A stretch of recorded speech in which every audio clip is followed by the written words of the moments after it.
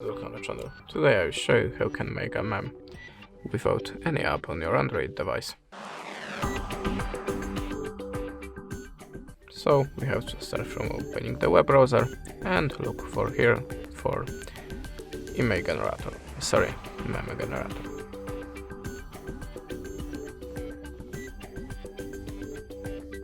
Now just choose your site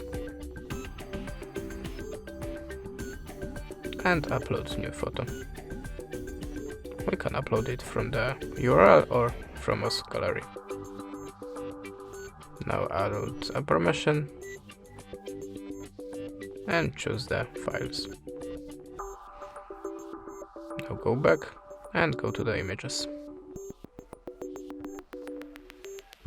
I will choose that one. You can adjust the shape of it and click upload. Now to add a text, click here and the bottom text here. If you want to adjust the colors of it, just click on this little gear icon and you have a lot of options here to adjust.